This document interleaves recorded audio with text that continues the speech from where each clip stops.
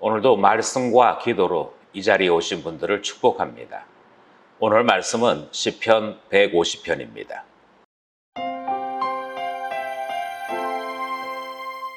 시편 150편. 할렐루야, 그의 성소에서 하나님을 찬양하며 그의 권능의 궁창에서 그를 찬양할지어다.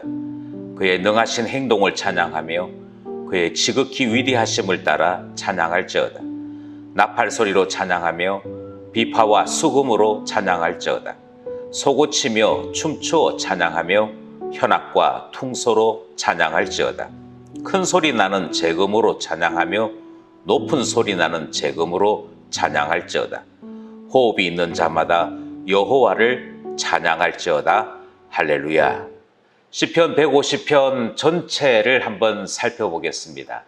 잘 아시는 대로 시편 150편은 시편 전체의 맨 마지막 시이지요.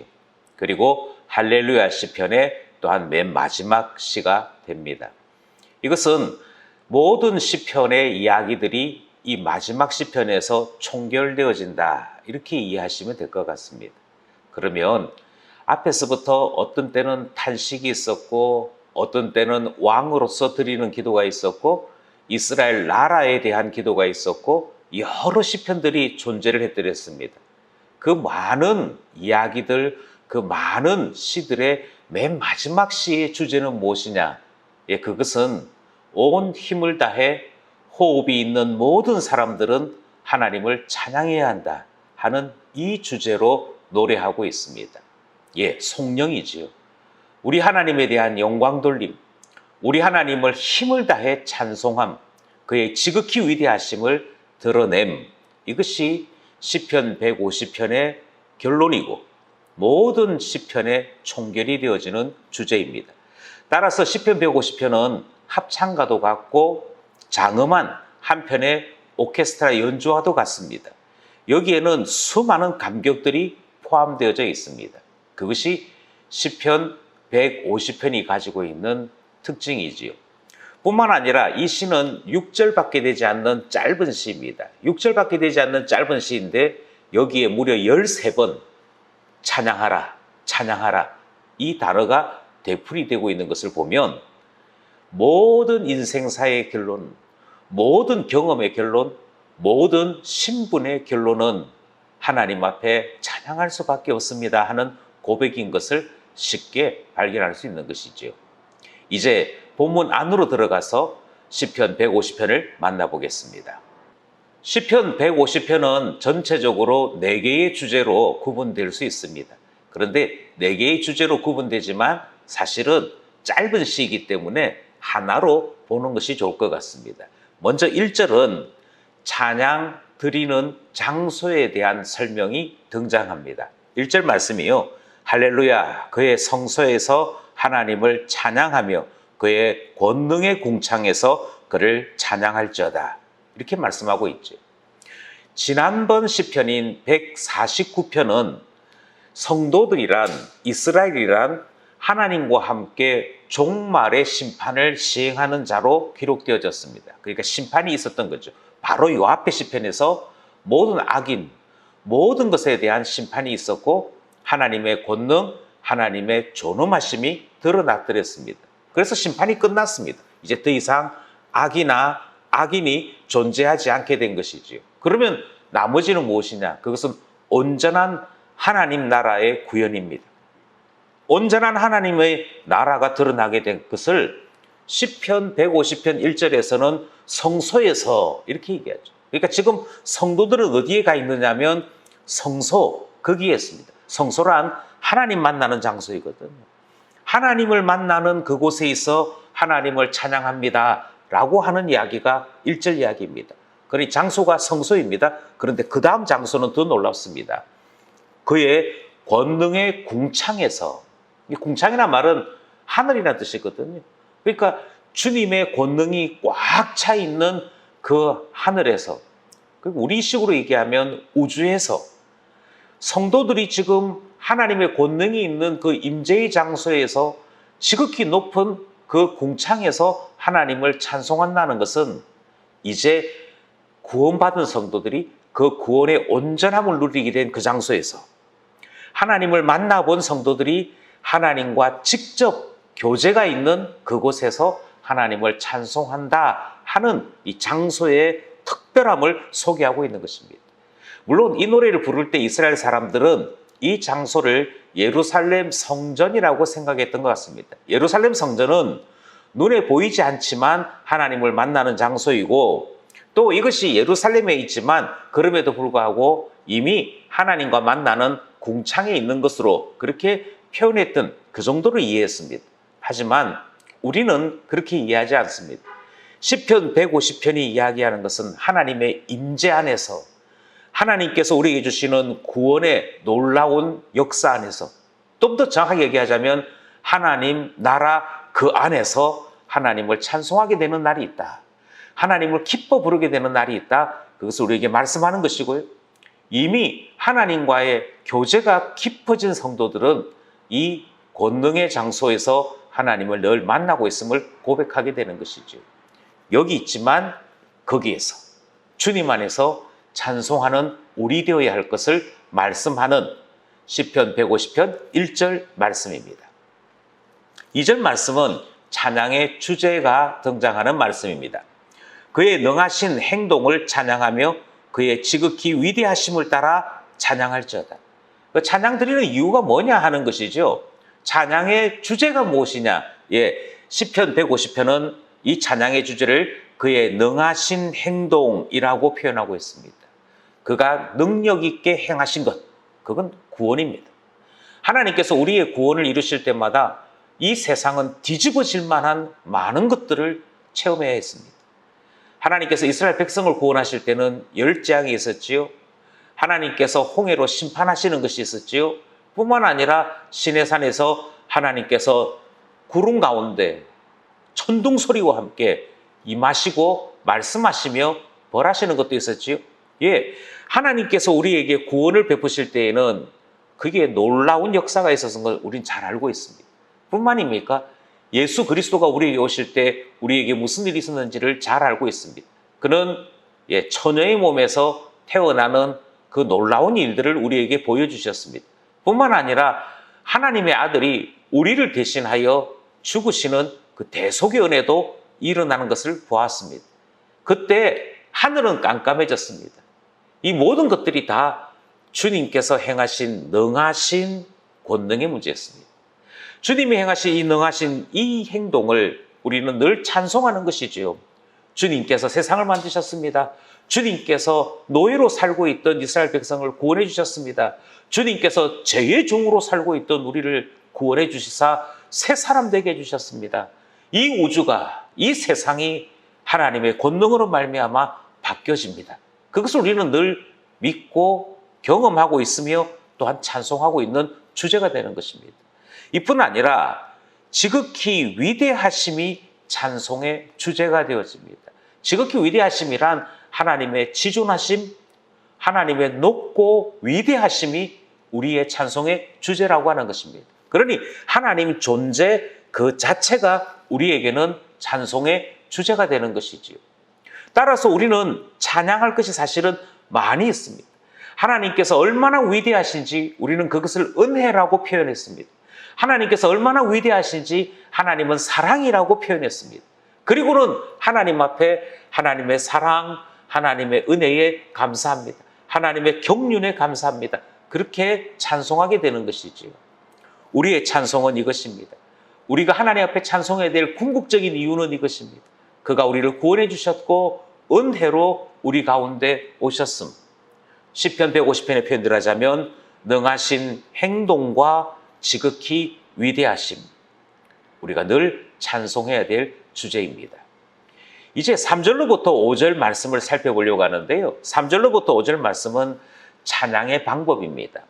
어떻게 하나님을 찬양할 것인가, 그 방법이 쭉 나열되어 있습니다. 그런데 힘을 다해서 노래해야 되고요, 미간을 써야 되고요, 이런 식의 이야기가 아니고요. 여기에는 악기로 하나님을 힘써 찬양해야 될 것을 표현하고 있는 거 봅니다. 악기가 모두 8개 동원됩니다.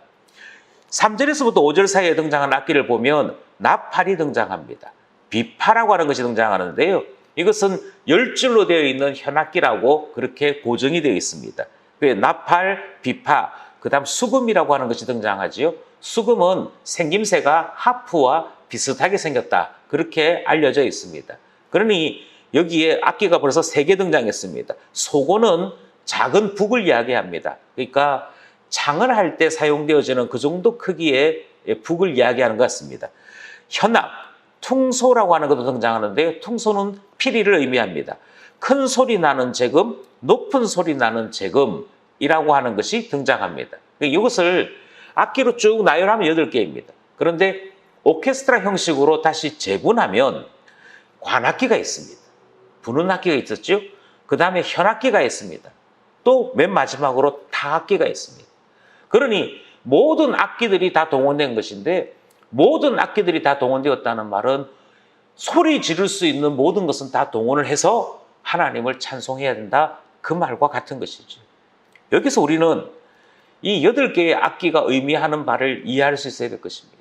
이 노래를 부르는 시인은 할 수만 있다면 모든 것을 동원해서 할 수만 있다면 모든 것을 다 포함해서 하나님을 찬양하고 싶은 뜨거운 마음을 확인할 수 있는 것입니다. 하나님을 어떻게 찬양할 것인가? 그 방법을 3절에서부터 5절이 설명하고 있습니다.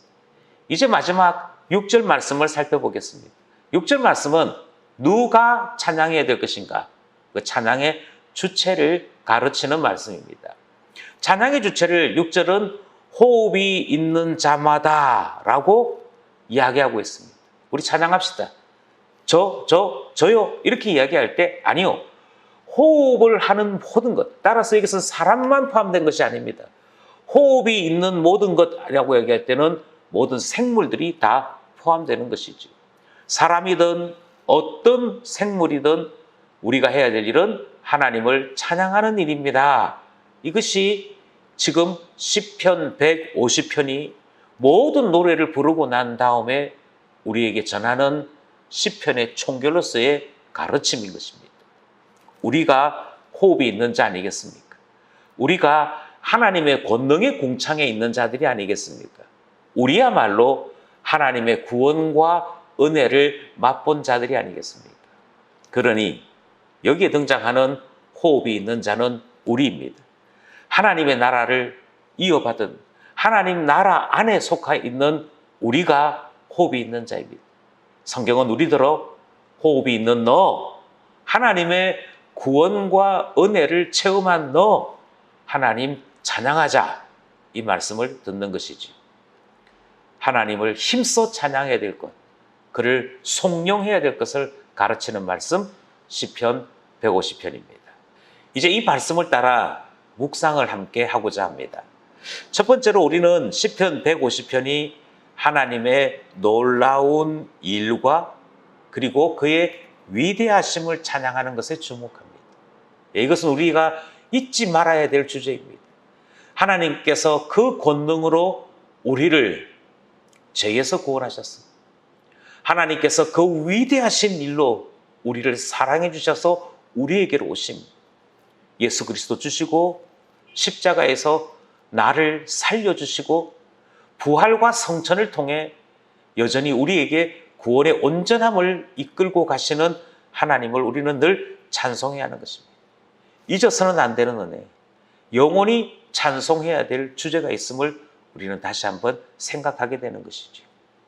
두 번째로 우리는 이 본문 묵상을 통해서 승리의 위대함, 장엄함을 다시 한번 깨닫습니다. 하나님께서 승리한 주의 자녀들을 하나님의 임재 앞으로 불러들이셨을 때 이 구원의 감격을 맛본 모든 성도들이, 호흡이 있는 모든 자들이 하나님 앞에 찬양합시다. 찬양합시다.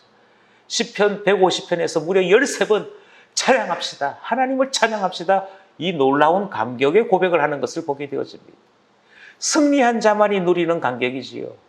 하나님의 구원을 맛보고 그 구원의 약속이 이루어지는 것을 경험한 사람들만이 하나님 앞에 힘을 다해 외치는 소리이지요. 우리에게 구원을 베푸시고 우리에게 은혜를 베푸신 하나님을 찬양합시다. 찬송합시다. 무엇이든지 소리나는 모든 것을 동원해서 하나님 찬양합시다 하는 그 놀라운 감격을 우리는 시편 150편에서 맛보게 되는 것입니다. 이것이 신앙 승리 아니겠습니까? 이것이 하나님의 은혜를 맛본 자들의 승리요 감격 아니겠습니까? 이 감격이 우리에게도 있어서 하나님 앞에 찬송 드리고도 뭔가 부족하여서 더 찬송하고 싶은 우리 되고자 하는 것이지. 신앙 승리의 장엄함, 하나님의 지극히 높으심에 대한 장엄함을 맛볼 수 있는 말씀, 그것이 시편 150편 말씀이었습니다. 마지막으로 우리는 이 시편 150편이 정말 힘을 다해서 모든 간청함을 다해서 우리에게 하나님 찬양합시다 외치는 그 소리를 듣습니다. 계속해서 시편을 이야기할 때마다 맨 마지막 우리가 함께 나누는 묵상은 그렇구나, 찬양은 우리의 마땅한 의무이구나 하는 것을 깨달았던 것이지요. 그리고 시편 150편은 하나님에 대한 송영으로서 모든 시를 닫고 있는 것 보게 되어집니다. 그게 결론이니까요. 우리 인생의 결론, 우리가 경험한 모든 것의 결론은 하나님을 향한 찬양이 되어야 합니다. 하나님 영광을 받으십시오. 하나님 찬송을 받으십시오. 하나님 우리의 모든 감사와 감격을 받으십시오. 하나님은 우리의 예배를 받으시기에 합당하신 분입니다.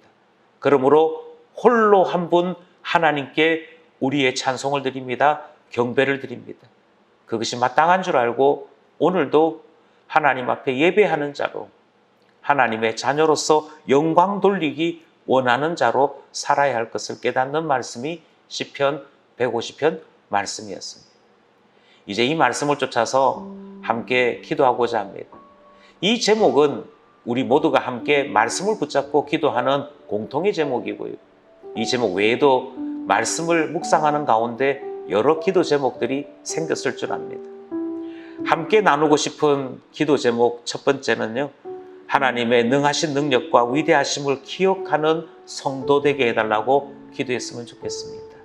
은혜를 기억하는 자가 찬송할 수 있기에 하나님 기억하는 성도 되게 해주십시오. 기도하는 것이지요. 두 번째로 기도하는 것은 믿음의 승리를 보게 하시고 지금의 어려움을 이기게 해달라고 기도했으면 합니다. 고난 가운데 빠져버리면 보이지 않습니다. 승리가 보이지 아니하고 소망이 보이지 아니하면 영락없이 무너질 수밖에 없습니다. 하지만 믿음의 승리를 보는 사람들은 지금이 아무리 어려워도 그 날을 소망하며 승리할 수 있는 것이지. 이 믿음의 승리를 주옵소서 기도하는 것 제목이 두 번째 기도 제목입니다. 세 번째 기도 제목은 하나님의 지존하신 앞에 모든 피조물이 힘을 다해 찬양함 같이 하나님께 영광 돌리는 우리의 삶 되도록 하게 해달라고 기도하고자 하는 것입니다. 우리의 삶이 하나님께 영광 돌리는 삶, 하나님을 찬송하는 삶 되게 해주십시오. 이 제목으로 기도하면서 하나님 앞에 더 가까이 나가는 우리 모두가 되기를 간절히 소원합니다.